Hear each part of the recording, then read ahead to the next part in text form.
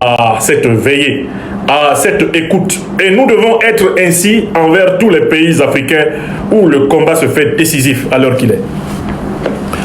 Très bien, mes chers amis, nous continuons ce programme en abordant le point suivant. Le point suivant de ce programme, de quoi nous parle-t-il? De quoi nous parle-t-il?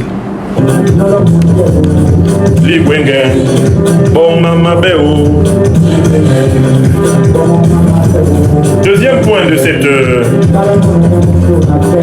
émission.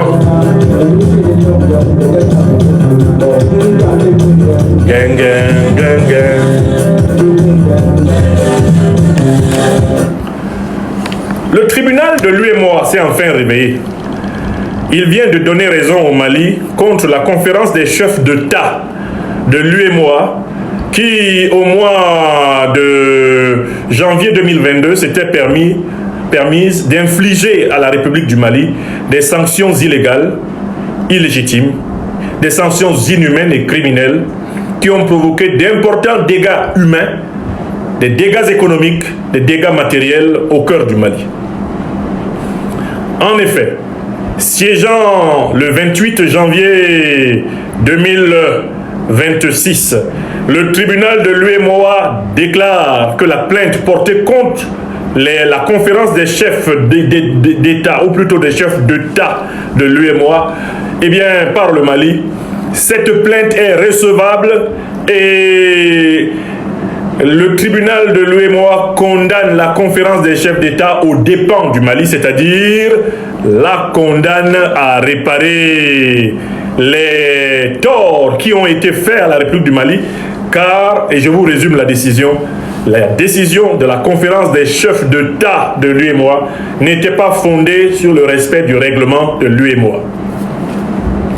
La décision fait 4 pages. Je vous résume seulement là la toute dernière, le paragraphe conclusif par lequel les juges du tribunal de l'UEMOA donnent raison au Mali. Maintenant, quelle est la réaction? Quelle est notre analyse politique de cette affaire? Premièrement, nous savions que le Mali avait raison. Ces juges ne nous apprennent rien de bon. Nous savions depuis 2022 que le Mali avait raison. Dites-moi, si le Mali avait disparu sous les coups de boutoir, eh bien, de ces sauvages barbares de la conférence des chefs d'État de l'UEMOA, 2022 est passé, le tribunal n'a pas donné raison au Mali. 2023 est passé, le tribunal n'a pas donné raison au Mali. 2024 est passé, le tribunal n'a pas donné raison au Mali. C'est en 2000, même 2025 est passé, le tribunal n'a pas donné raison au Mali. C'est en 2026, soit bientôt pratiquement 5 ans plus tard, que ce tribunal et ses magistrats accroupis se réveillent. Et tout d'un coup, donnent raison au Mali. Écoutez mes chers amis, premièrement, nous savions que le Mali avait raison. Voilà pourquoi en tant qu'intellectuel politique, en février 2022, j'ai pris la route, passant par tous les avions, par toutes les combinaisons d'aéroports possibles, pour venir apporter solennellement et publiquement mon soutien à la révolution malienne. Je suis venu ici, à Bamako, en février 2022, soutenir le Mali. Parce que nous savions que le Mali avait raison, que les sanctions illégales, criminelles, inhumaines, qui avaient été infligées le 9 janvier 2022 au Mali, ces sanctions avaient été dictées par le président français Emmanuel Macron. Tout le monde avait vu. Au mois de décembre, Macron promet que le Mali serait frappé parce que le Mali s'était rapproché de la Russie. Et au mois de janvier, la CEDEAO, cette organisation accroupie, rampante, et l'UEMOA, à conférence des chefs d'État tout aussi accroupie et rampante, n'ont fait qu'exécuter le mandat que la puissance néocolonialiste française leur a donné. Donc, quand les juges de l'UEMOA viennent dire maintenant en 2026, 5 ans plus tard, que le Mali a raison, qu'ils sachent qu'ils énervent encore plus tous ceux qui ont vraiment suivi cette histoire. Si le Mali était mort en ces 5 années qui viennent de passer, 5 années difficiles, est-ce dans la tombe du Mali que le tribunal de l'UEMOA serait venu lui donner ses droits? Si le Mali avait été dépecé, les terreaux impérialistes qui tenaient la région de Kidal, s'ils avaient déjà proclamé leur république, s'ils étaient installés avec des puissances internationales voraces, comme l'Algérie de Tebboune, Si le Mali avait été découpé comme ils le veulent en plusieurs califats, est-ce que la décision de l'UEMOA, le tribunal de l'UEMOA allait publier cette décision aujourd'hui? Voilà pourquoi, pour ma part, j'appelle mes frères et sœurs maliennes et maliens de ne pas se laisser impressionner par cette décision. Il ne faut même pas la fêter, parce que c'est un piège qui est tendu au Mali. Ce tribunal de l'UEMOA ne donne raison au Mali maintenant que parce que le Mali a survécu à tous les pièges qu'ils ont tendus contre lui, à toutes les épreuves qu'ils lui ont infligées. Si le Mali avait succombé au plan de l'UEMOA, au plan de la CEDEAO, ce tribunal aurait donné tort au Mali. C'est parce que le Mali a été résilient, c'est parce que le Mali, qui plus est dans le cadre de l'Alliance des États du Sahel, a été capable de trouver des solutions et de contourner les sanctions. Voilà pourquoi, de guerre lasse, ils font comme si ils reconnaissaient que le Mali avait raison, alors qu'en fait, ils constatent qu'ils ne peuvent pas faire plier le Mali. Ils font, pour ainsi dire, de mauvaises figures bonne foi. Ils s'arrangent avec la réalité. C'est parce que le Mali a tenu bon que le tribunal donne raison au Mali. Parce que quant à savoir si le Mali avait raison, tout le monde le savait. Tous les juges de l'UEMOA savaient depuis le départ que le Mali avait raison. Parce que le règlement de l'UEMOA a été violé par la conférence des chefs d'État. Ça, on n'a pas besoin de faire une année de droit à l'université pour savoir que le règlement de l'UEMOA a été violé par la conférence des chefs d'État de l'UEMOA. On n'a pas besoin. Tous ces juges-là, ces magistrats accroupis qui se réveillent tout d'un coup maintenant pour dire que le Mali a raison, ils savaient que le Mali avait raison et ils se taisaient. Ils se taisaient. Ils se taisaient pour voir si le Mali allait mourir. Si le Mali était mort, ils allaient sortir pour dire que le Mali avait tort. Mais comme le Mali n'est pas mort, comme le Mali a survécu, ils sortent pour dire « Ah non, le Mali a raison ». Donc il ne faut pas prendre leurs décisions au sérieux. Car leur manière inimitable de s'asseoir, ces gens de l'UEMOA, qui sont sous le contrôle des néocolonialistes français et des impérialistes occidentaux, leur manière inimitable de s'asseoir n'a pas changé. Ça, c'est la première observation.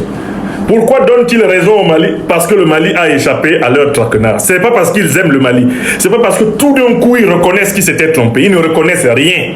C'est de la ruse. Quand le sorcier t'a lancé ses sorts et que tes sorts ne t'ont pas atteint, il ne faut pas voir dans le fait qu'il sourit et qu'il te félicite le fait qu'il ait renoncé à te tuer. C'est que maintenant il veut préparer des sorts beaucoup plus puissants et il a besoin d'endormir ta vigilance pour t'avoir. Car le sorcier vit nécessairement de ton malheur. Et tant que ton malheur n'a pas eu lieu, le sorcier ne renonce pas à ses sortilèges. D'accord? Deuxième élément extrêmement important. Pourquoi la conférence des chefs d'État de l'UEMOA, pourquoi le tribunal donne raison au Mali? Parce qu'ils savent que l'Alliance des États du Sahel a annoncé depuis très longtemps qu'elle travaille méthodiquement. L'Alliance des États du Sahel travaille méthodiquement pour la souveraineté monétaire de la sous-région ouest africaine. D'ailleurs, ce sont les officines du néocolonialisme français et de l'UEMOA et de la CEDEAO qui passent tout leur temps à annoncer précipitamment une soi-disant monnaie sahélienne avant que les autorités sahéliennes n'en aient parlé. J'espère que vous avez compris le mécanisme qu'ils emploient là aussi, mes chers amis. Écoutez-moi bien. Ils passent leur temps à annoncer que la nouvelle monnaie sahélienne est arrivée parce qu'ils veulent la saboter.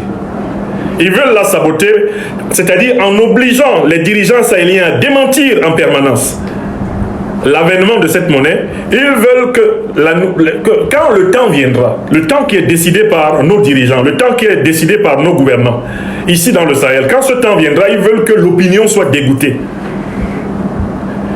Ils veulent nous dégoûter de la future nouvelle monnaie sahélienne. Et voilà pourquoi ils ont pris la malicieuse habitude d'annoncer la nouvelle monnaie à la place des autorités pour griller et dégoûter l'opinion de la nécessité d'aller souverainement, calmement, méthodiquement vers la nouvelle monnaie. Est-ce que vous comprenez cela, mes amis? Voilà pourquoi, sur cette question monétaire, moi je me suis imposé le devoir de sourcer mes informations. Je n'écris rien sur l'évolution de ce projet monétaire sans avoir vérifié que ce sont les ministres des Finances du Mali, du Burkina Faso ou du Niger qui ont parlé. Je voudrais attirer l'attention de tout le monde ici. Merci à toi, Sido Babi. sur cette question monétaire, prenons l'habitude d'être à l'écoute des sources officielles. Parce qu'entre-temps, les néocolonialistes français et leurs valets locaux ont décidé de surenchérir, de surannoncer cette nouvelle monnaie, paradoxalement, pour nous en dégoûter et la tuer dans l'œuf. C'est ça le but.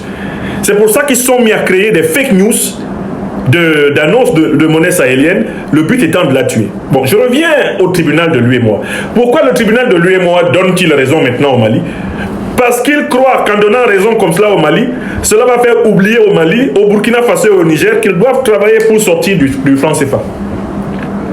Ce tribunal n'est rien d'autre qu'un conglomérat de magistrats accroupis sous la Banque de France et qui participent aux stratégies de la Banque de France contre le projet de monnaie autonome, de monnaie indépendante et souveraine sahélienne. Vous comprenez? C'est pour distraire le Mali, croit-il, distraire le Burkina Faso, distraire le Niger de leur détermination à aller vers la souveraineté monétaire qu'ils ont commencé à caresser. Vous avez vu, l'Union européenne est sortie, pour caresser l'AES. Maintenant, c'est le tribunal de l'UEMOA qui sort pour caresser l'AES, caresser le Mali. Ils sortent tous caressés parce qu'en fait, ils n'ont pas renoncé à leur projet. Leur projet, c'est ce qu'on a bien vu à l'aéroport de Niamey hier dans la nuit, c'est détruire l'AES, détruire les dirigeants de l'AES, détruire la révolution sahélienne, restaurer des régimes soumis au néocolonialisme français, à l'impérialisme occidental, des régimes ennemis des intérêts des peuples africains. C'est ça le but. Voilà pourquoi j'appelle les Africaines et les Africains à faire preuve de lucidité, de recul, de vigilance devant les informations qui circulent. Certains se sont précipités pour voir la décision du tribunal de l'UEMOA comme une victoire. Non, c'est pas ça qui est la victoire. La victoire, c'est que le Mali a survécu aux sanctions de l'UEMOA. Le Mali a survécu aux sanctions de la CEDEAO. C'est ça la vraie victoire. Et c'est sur cette vraie victoire que le Mali, le Burkina Faso, le Niger doivent construire leur avenir. Non pas sur la soi-disant gentillesse de juge de l'UEMOA. Donc je conclus cette affaire en disant, l'Alliance des États du Sahel a décidé de bâtir un système judiciaire autonome. Elle a décidé de mettre en place une cour pénale sahélienne. Elle doit continuer à faire ce travail. Nous, Africains, sommes fatigués de compter sur des jugeaillons soumis aux intérêts étrangers.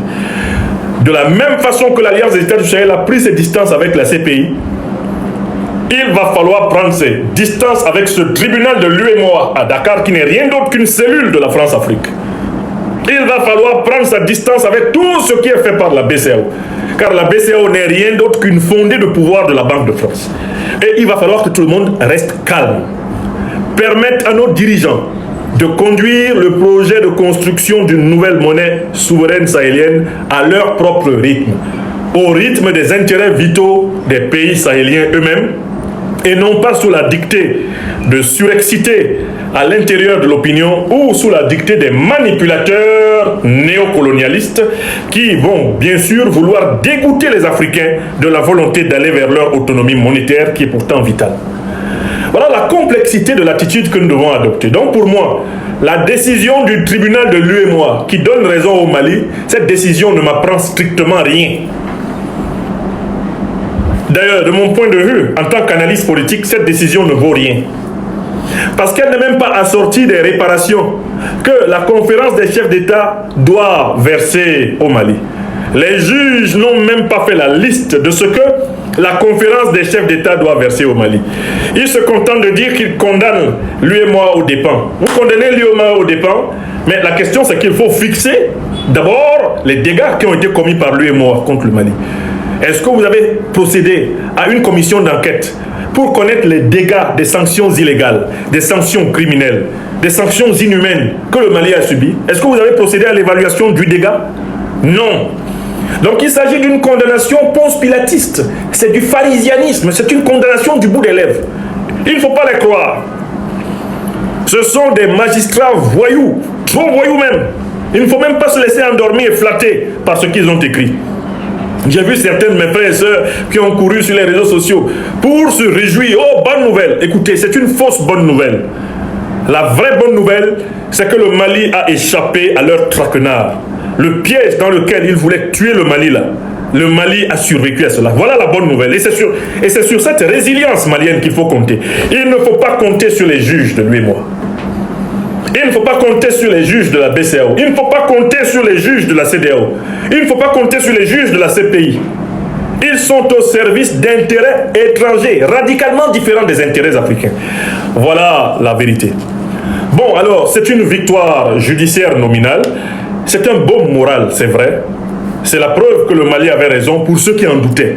Mais nous autres, on n'en doutait pas parce que dès 2022, nous avons démontré par A plus B, en lisant les textes de l'UEMOA, les textes de la CEDEAO, qu'il était impossible que l'action de sanctions initiée par la conférence de chefs d'État néocolonisés soit légalement fondée. Donc moi, je n'attendais rien des juges de l'UEMOA. Quant à la légalité des sanctions contre le Mali, je savais déjà que c'était illégal. Ils ne m'ont rien appris. Je lis leur décision. Leur décision est une répétition de ce que nous savions déjà. Passons au troisième sujet de cette émission. Et ceci a vraiment pour but que nous ne nous laissions pas flatter pour rien. Il faut rester vigilant. Ils ont plus d'une corde à leur arc. Ils ne nous laisseront jamais jouir en paix des richesses de notre continent. Ils vont multiplier des choses trappes. Troisième sujet de cette émission.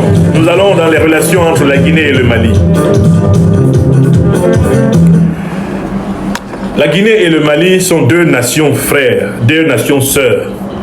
Deux pays frères, deux nations sœurs.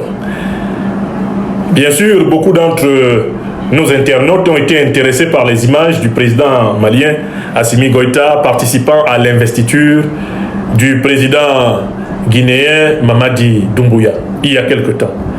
Mais, en fait, ces images-là ne résument pas la profondeur de la relation guinéo-malienne. La relation guinéo-malienne, telle qu'on peut l'analyser à l'horizon de l'histoire, ne dépend pas des hommes, des chefs d'État qui passent. La relation entre le Mali et la Guinée, c'est une relation entre deux peuples qui sont le même. Deux faces du même peuple africain, du grand bassin mandingue. C'est cela le Mali et la Guinée.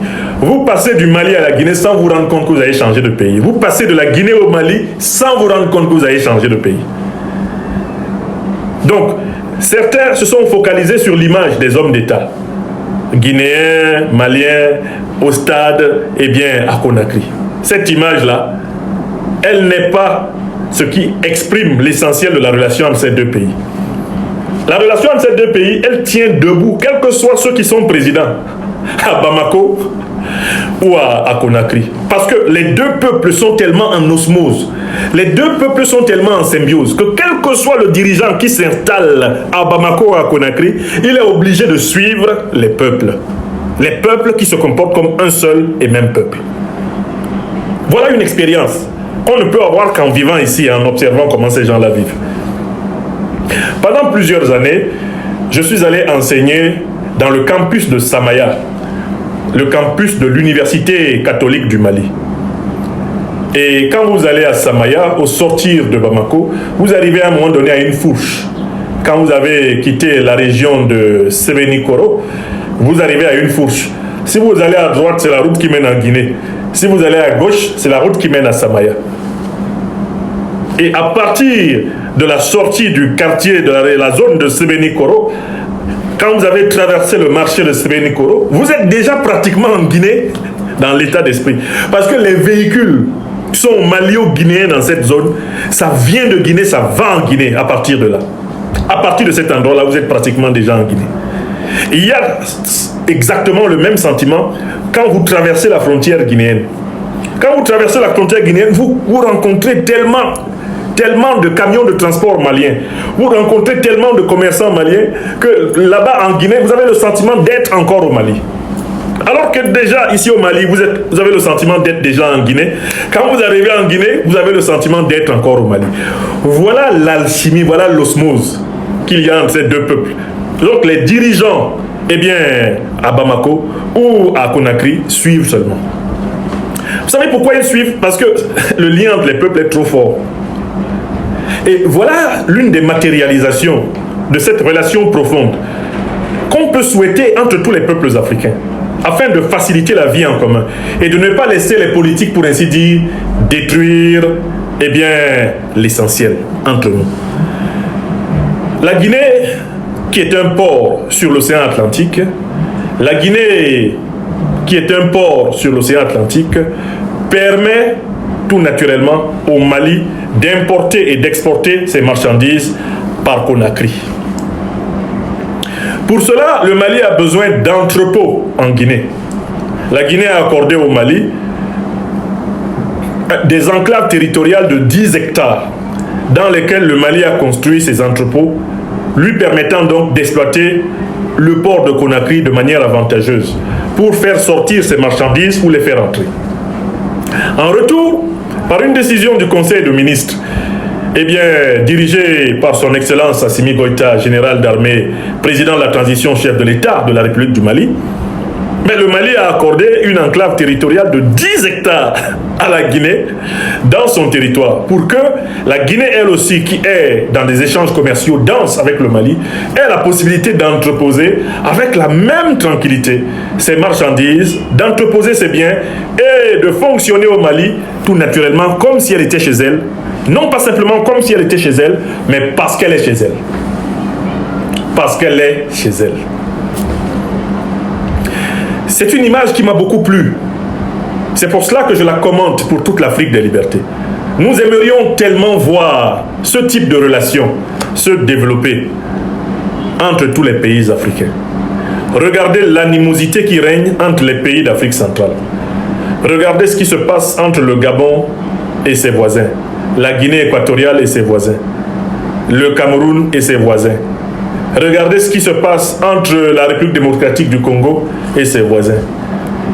Regardez l'animosité que fait régner l'Algérie contre le Mali à sa frontière nord. Regardez ce qui se passe entre la Mauritanie et le Mali. Regardez les mauvais comportements que Ouattara Draman fait régner désormais à la frontière entre le Burkina Faso et la Côte d'Ivoire.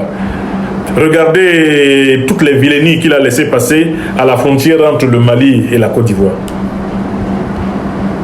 Quoi qu'on puisse penser en termes de critique politique du régime guinéen ou du régime malien, on est obligé de reconnaître que le mode de coopération que les autorités de ces deux pays ont choisi est de ce point de vue exemplaire pour tout notre continent. Regardez actuellement les tensions qui se ravivent entre l'Éthiopie et l'Égypte à propos de la gestion de l'eau du Nil.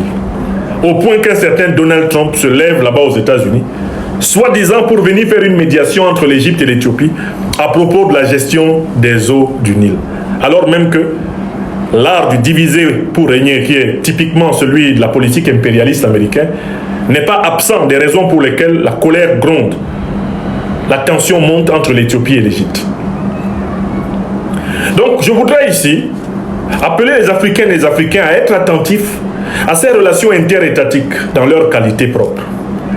Les relations interétatiques qui sont imbibées de la passion, de l'amour mutuel des peuples, de la reconnaissance mutuelle des peuples, sont des relations beaucoup plus aisées. Quand les peuples s'aiment, quand les peuples s'acceptent, quand les peuples se respectent, quand les peuples se reconnaissent comme faisant partie de la même histoire, la politique internationale entre ces peuples en est facilitée. Je voudrais saluer ici le bel exemple de la coopération malio-guinéenne. Et cela ne dépend pas que des présidents Assimi Goïta ou Mamadi Doumbouya, cela dépend des grands peuples africains du Mali et de Guinée. Saluons-les pour l'amitié et la fraternité exemplaire qui les lient et qui lient par définition leurs dirigeants, y compris quand ceux-ci n'ont pas strictement les mêmes idéologies. C'est cet exemple-là que je voulais mettre en lumière pour dire aux dirigeants camerounais, aux dirigeants équato-guinéens, aux dirigeants gabonais, aux dirigeants égyptiens, aux dirigeants éthiopiens, regardez comment deux peuples peuvent vivre ensemble. Aux dirigeants algériens, aux dirigeants mauritaniens, regardez, aux dirigeants ivoiriens. Quel intérêt avez-vous à nourrir tellement d'animosité qu'à un moment donné, il devienne impossible au peuple de vivre ensemble, si ce n'est parce que vous êtes des ennemis des peuples africains.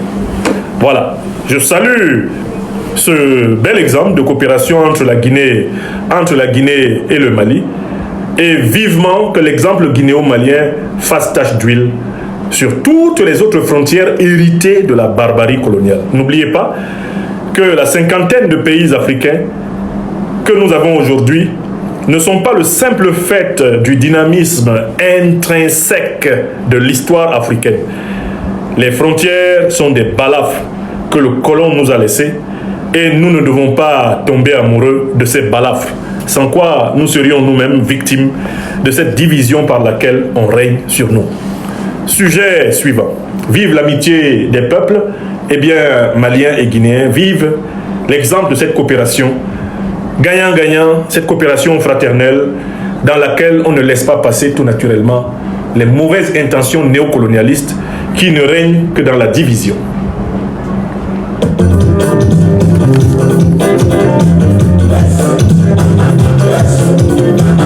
Nous passons au quatrième sujet de cette émission. Qui n'a pas encore partagé cette émission? Vous avez peur de quoi? Donnez l'émission. Qu'est-ce qu'il y a? On n'a pas un nombre de partages suffisant. Et c'est pour cela que des gens viennent signaler l'émission. Oh là là. Est-ce que l'Afrique des libertés est là? Qui n'a pas encore partagé l'émission et là, regarde. Donnez l'émission à notre peuple. Merci à vous sur TikTok de redoubler d'efforts de partage.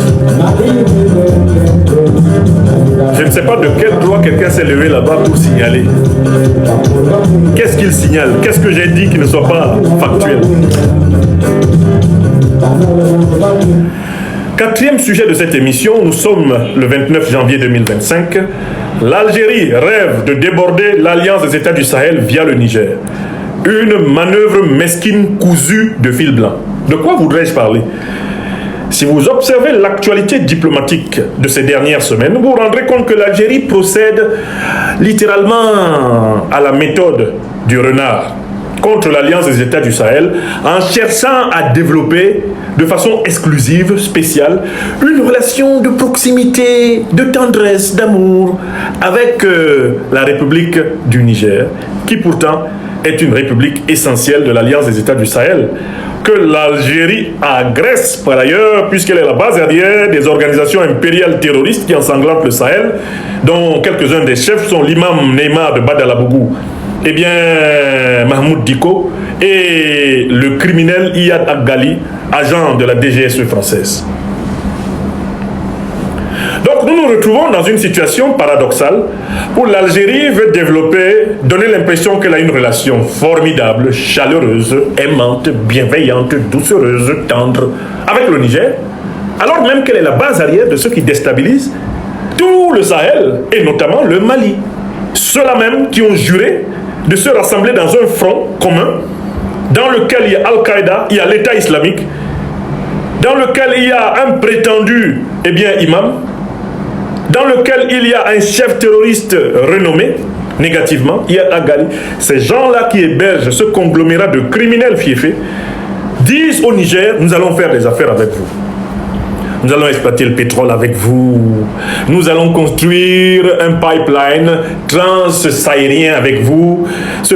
Trans-saharien avec vous. Ce pipeline permettra d'aller chercher le pétrole et le gaz au Nigeria, de le remonter à travers le Niger, d'entrer en Algérie avant de le livrer en mer Méditerranée aux Européens. Entre-temps, l'Algérie aura tout naturellement prélevé sa part du pétrole et du gaz de ces pays-là. Alors, je voudrais dire ici très clairement que la manœuvre de l'Algérie est une manœuvre mesquine. C'est une manœuvre hypocrite. En réalité, c'est une manœuvre tactique. Et heureusement que nos autorités du Conseil national de la sauvegarde de la patrie connaissent très bien la mentalité des dirigeants algériens actuels, qui, comme vous devez le savoir, ne sont pas des dirigeants classiques du véritable mouvement anticolonialiste algérien du FLN, qui a combattu le colonialisme français. Non, là, à la tête de l'Algérie, nous avons une Camorra, nous avons un conglomérat d'officiers narcotrafiquants et criminels de col blanc, grands détourneurs de deniers publics, prévaricateurs notoires. C'est une mafia qui dirige l'Algérie. Ils s'appellent nominalement FLN, Front de Libération Nationale, mais ils n'en ont rien du FLN historique qui combattait le colonialisme et l'impérialisme et qui était solidaire de ses frères combattants d'Afrique noire. Le FLN qui a bénéficié du gîte et du couvert du Mali pour combattre le colonialisme français. Ce n'est pas ce FLN qui est au pouvoir à Alger. C'est une coquille vide, un faux FLN. C'est ce faux FLN qui veut jouer à l'ami doux, à l'ami tendre. C'est ce FLN qui, maintenant, dans l'oreille du Niger, joue au jeu suivant. Une chanson douce que veut chanter l'Algérie. Mon ami le Niger, viens avec moi, oublie la ES. Une chanson douce que me chantait Tebboune. Je fais des affaires avec vous, mais je suis contre la ES. Une chanson douce que me chantait Tebboune. J'attaque le Mali, mais j'aime beaucoup le Niger. Est-ce que vous voyez la chanson douce là? C'est ça que chante Tebboune dans l'oreille, croit-il, du président Tiani. Mais le président Tiani est un homme multiplement averti. Il ne se laissera pas faire. Ce qui me permet d'aller droit au but sur ce quatrième sujet. Aucun projet solide ne pourra être mené entre l'Algérie et le Niger tant que l'Algérie est la base arrière de la déstabilisation, la déstabilisation du Sahel et du Mali. Les autorités nigériennes savent que la révolution qu'elles ont engagée le 26 juillet 2023 a tenu debout par leur propre détermination et le soutien du peuple nigérien, mais aussi à partir notamment de septembre 2023 grâce à l'Alliance des États du Sahel. Ce n'est pas l'Algérie qui a sauvé le CNSP. Lorsque la CEDEAO, instrumentalisée par Paris, voulait décapiter le CNSP et soumettre le Niger à la potion libyenne, c'est le Mali et le Burkina Faso qui se sont levés comme un seul homme, se sont tenus auprès du peuple frère du Niger et ont constitué l'Alliance des États du Sahel qui est aujourd'hui la muraille de l'Afrique noire. Les Nigériens le savent. Et le premier des Nigériens, le président Abdourahmane Tiani, le sait parfaitement. Voilà pourquoi, sans le moindre risque de me tromper, je peux dire ceci. Tebboune peut courir à Niamey du matin au soir. Il n'obtiendra rien de substantiel de Niamey tant qu'il n'aura pas renoncé à déstabiliser le Mali, à déstabiliser le Sahel. Tant que lui continuera d'héberger les ennemis du Mali, tant qu'il continuera d'héberger les chefs d'Al-Qaïda de l'État islamique, tant qu'il continuera d'héberger les bandits du soi-disant Front de libération de l'Azawad, Tebboune peut courir à Niamey, il parle ici, ça entre là, dans l'oreille du président Tiani, ça sort de l'autre côté. Parce qu'en réalité, le président Tiani sait que Tebboune vient l'endormir pour par la suite l'attaquer. C'est la méthode mesquine des agents doubles, c'est la méthode mesquine des puissances hybrides, d'essayer de contourner les alliances en créant du deux poids deux mesures et en donnant l'illusion à l'une des parties d'une alliance qu'elle est préférée à l'autre. C'est pour tenter de diviser et mieux régner que Tebboune fait ça. Mais le Niger le sait. Voilà pourquoi je vous mets au défi. Ça fait bientôt 4 ans que l'Algérie flatte le Niger. L'Algérie sort tous les jours avec littéralement un accordéon. Elle chante dans les oreilles du Niger. Le Niger dit Le Niger fait juste comme ça. Tebboune chante. Tebboune chante dans l'oreille de Tiani. Tiani dit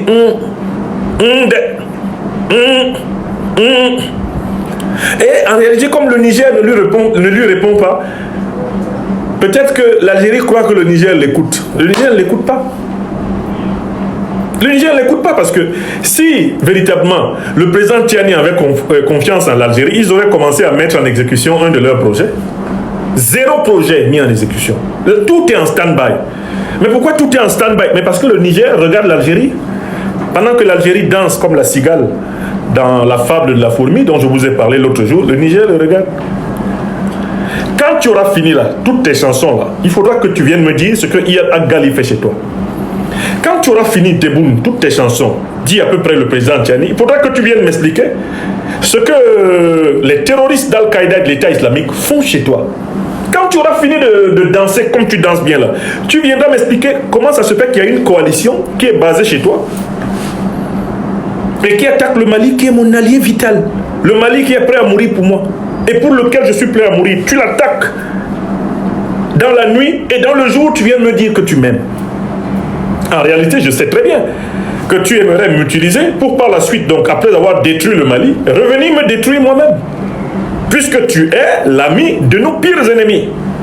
Mais ce sont les mêmes gens d'Al-Qaïda et de l'État islamique qui combattent le Niger, qui combattent le Burkina Faso, qui combattent le Tchad, qui combattent le Cameroun, qui combattent le Nigeria. Ce sont eux qui sont logés, soignés. Ils sont bichonnés en Algérie, en Mauritanie, en Côte d'Ivoire, au Bénin. Ce sont les mêmes.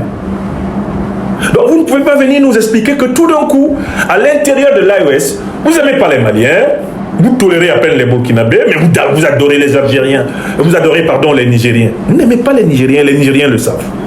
Donc moi je voulais dire ici, regardons ce petit cinéma algérien là, cette bouffonnerie diplomatique algérienne là, envers le Niger, elle ne passera pas.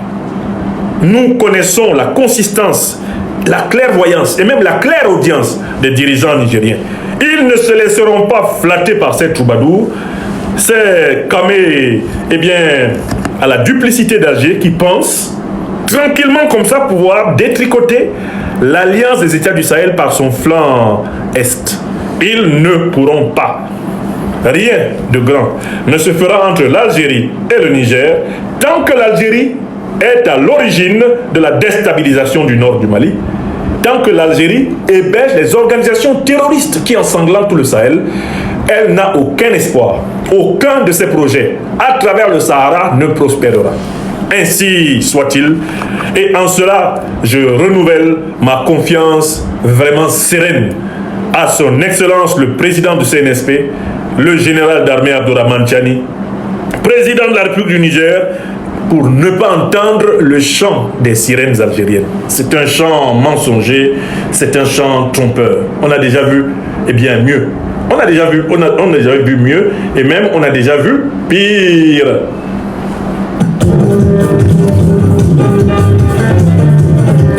Nous allons au 5e sujet de cette émission.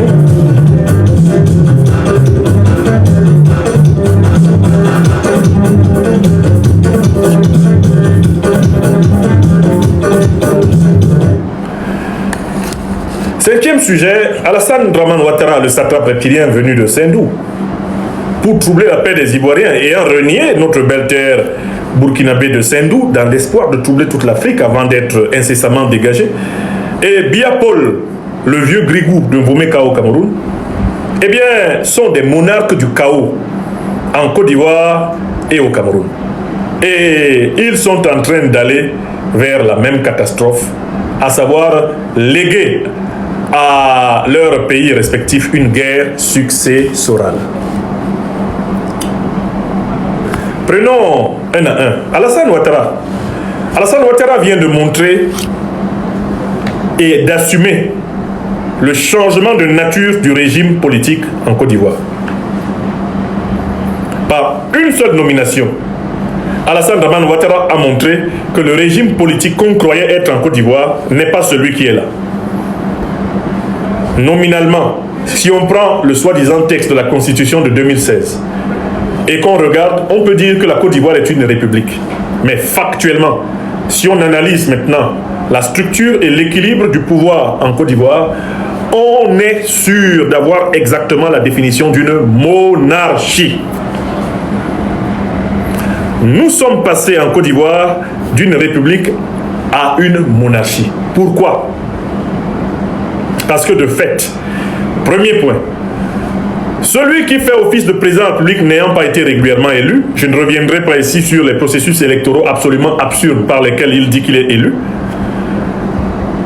il a arraché à la justice le privilège d'arbitrer sur la constitutionnalité de ses actes, que ce soit les décrets, les arrêtés qui sont pris par l'autorité administrative ivoirienne. Alassane Dramane Ouattara s'est auto-institué comme étant le Conseil constitutionnel intuitu personae. Il a publiquement sorti le texte de la Constitution de sa poche.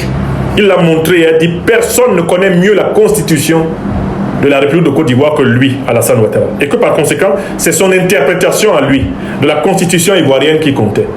Le jour où Alassane Ouattara l'a fait, j'ai donné une conférence pour dire « Ça y est, la République de Côte d'Ivoire est décédée. » Les gens ne m'ont pas écouté. Mais maintenant, Alassane Ouattara est en train d'appliquer la destruction du principe élémentaire de séparation des pouvoirs entre l'exécutif, le législatif et le judiciaire. Il concentre tout entre ses mains.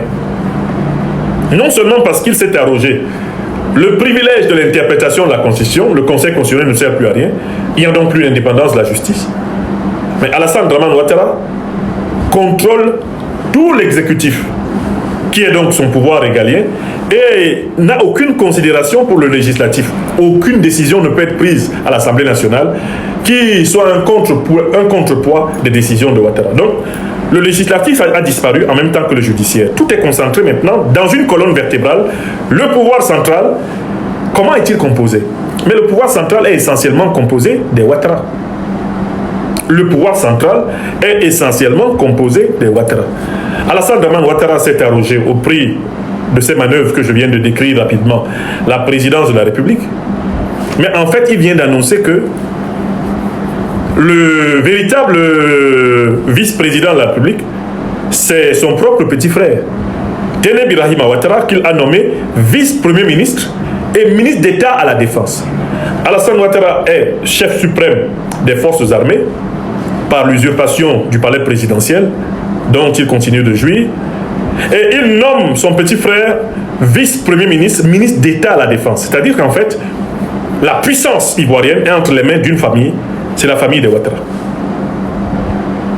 Et maintenant qu'il est vice-premier ministre, Téné Birahima Ouattara est de fait plus vice-premier ministre, ministre d'État à la Défense, il est de fait plus puissant que le soi-disant premier ministre.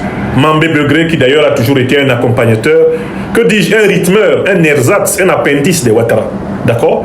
Désormais, en fait, vous avez à la tête de l'État de Côte d'Ivoire, Ouattara Dramane, et juste après Ouattara Dramane, quel est le deuxième personnage le plus important de l'État de Côte d'Ivoire? C'est Ouattara Téné Birahima.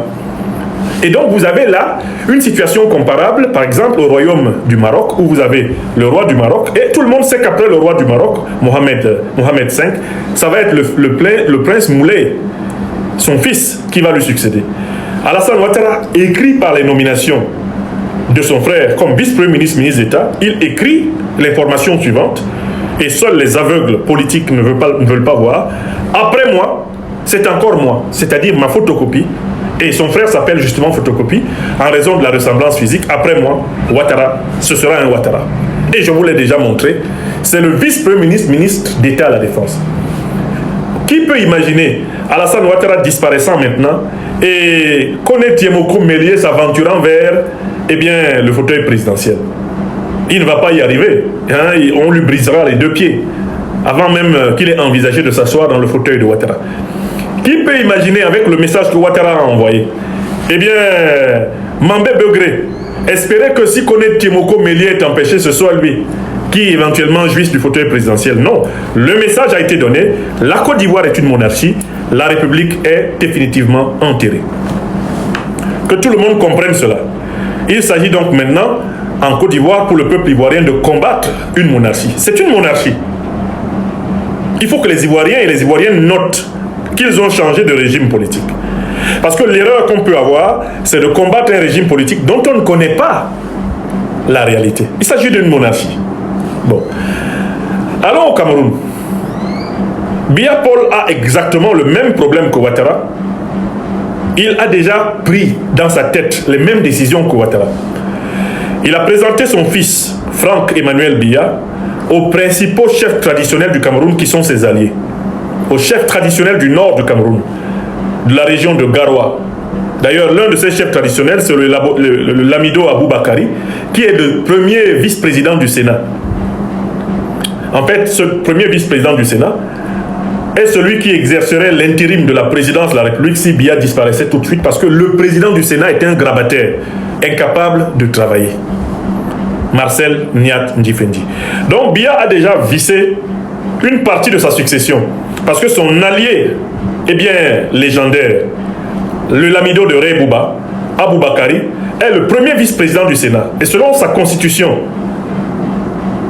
si Biya venait à décéder maintenant, l'intérim de la présidence de la République doit être assuré par le président du Sénat. Et le président du Sénat, ça ne sera pas Marcel Niat Ndifendi, qui tout naturellement lèvera les deux mains, même s'il est vivant, en disant « je n'ai pas la force de m'occuper, de travailler. Et ce sera le premier vice-président, le Lamido de Rebouba, l'allié de Biya, devant lequel Biya a déjà présenté son fils. Ils ont baptisé, ils ont juré, tout leur grand Dieu, que si Biya n'est plus là, c'est Franck. De la même façon, Biya a présenté son fils au sultan de Bamoun, un autre puissant chef traditionnel de l'Ouest Cameroun, et aux principaux chefs traditionnels du Cameroun qui sont membres du comité central du RDPC. Il leur a déjà présenté son fils en disant « Si je ne suis pas là, c'est Franck ». Il leur a présenté. Biya a pris son fils Franck, il l'a amené devant les principaux dirigeants des grandes puissances occidentales, à commencer par les dirigeants français. Il leur a systématiquement présenté son fils comme le garant de la stabilité de son régime. Il a déjà fait cette présentation. Il a fait de manière ostentatoire cette présentation à Emmanuel Macron, qui s'inquiétait du risque de déstabilisation du Cameroun en cas de disparition subite de Biya. Biya a présenté son fils. Il a même pris son fils, il l'a amené à Moscou, en Fédération de Russie, pour le présenter à Poutine. Si je ne suis pas là, vous allez vous arranger avec lui. Donc, Biya, lui, en fait, il a déjà procédé à une monarchisation de l'ombre du Cameroun. La monarchisation dans l'ombre, elle a déjà eu lieu. Et on peut donc dire que le Cameroun, lui aussi, a cessé, depuis très longtemps, d'être une république. Il est en réalité une monarchie. Maintenant, Paul Biya, il lui reste simplement à passer à des actes institutionnels ultimes qui vont correspondre à ce que Ouattara a fait.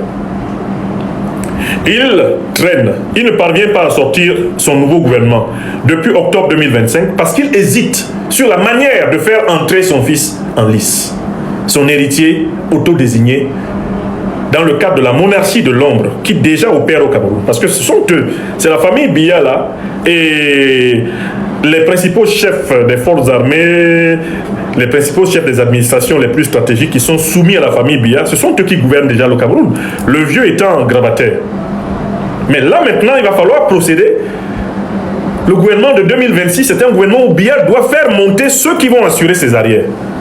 Parce que s'il loupe cette étape-là, ce sera la responsabilité d'Abou Bakari, son allié du Nord, le premier vice-président du Sénat, d'organiser cela. Et Biya n'a pas entièrement confiance en quelqu'un d'autre que lui-même, comme tout bon dictateur. Donc il est là, monsieur réfléchit depuis 3 mois, il est dans la situation de Daouda sentimental. Que faut-il faire? Que faut-il dire? Kabakouye. Si je nomme Franck, la guerre va commencer. Mais si je ne le nomme pas, Aboubakari va me tromper. Kabakouye. Tcharara, tcharara. Vous aurez droit à un téléphone rouge bientôt. Hein. Je suis en train de chercher à trouver un bon téléphone rouge là, avant de rentrer dans l'oratoire de Normandie où j'ai un bon téléphone rouge. Il faut que j'ai un bon téléphone rouge ici pour que je vous fasse un téléphone rouge du tonnerre, du tonnerre.